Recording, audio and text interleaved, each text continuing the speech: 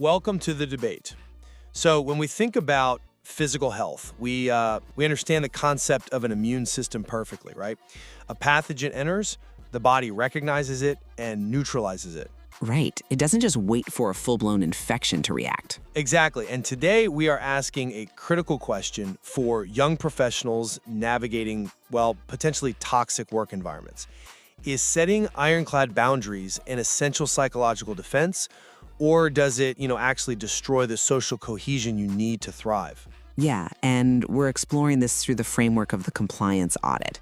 Coming at this from a corporate management perspective, I argue that strictly penalizing these behaviors assumes a malicious intent that usually just isn't there. Right. Whereas as a psychologist, my stance is that covert aggressors use microscopic infractions to test if your boundaries are soft.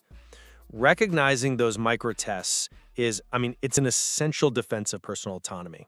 But applying a rigid defensive framework to minor social friction?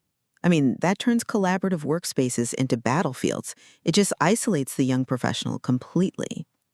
Well, let's ground this in a reality a lot of our listeners face: tactical time slippage. Say a colleague consistently arrives 10 minutes late to your meetings. 10 minutes is pretty common, though. It is, but if you suppress your psychological immune system just to avoid social awkwardness, the systemic infection of your autonomy is inevitable. Every casual delay you accept without recalibration shifts the baseline of acceptable disrespect.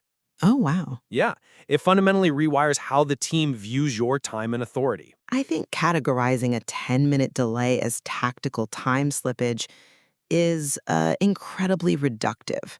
Yes, it's frustrating when someone is chronically late or, texts at 8 p.m. when your boundary is 7 p.m. Very frustrating. Right.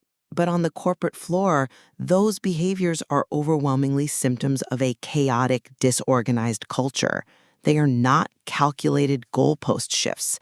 Treat a genuinely overwhelmed colleague as a covert aggressor, and, well, you're taking an aggressive, hostile stance yourself. I hear that, but how do you differentiate between a manager who is genuinely overwhelmed and one who is, actively testing your boundaries? Disorganization doesn't account for the psychological mechanics of manipulation. So how do you test for that then? The litmus test here is the shatter point. If you're listening and thinking, wait, my boss is late to my meetings every week, am I being manipulated? The answer lies in their reaction, not just their tardiness. When you finally calmly say no to a late-night email, observe their face. You mean looking for anger? Exactly. Flashing anger, silent withdrawal, or cold sarcasm that proves the test is complete. That psychological reaction demonstrates they only respected your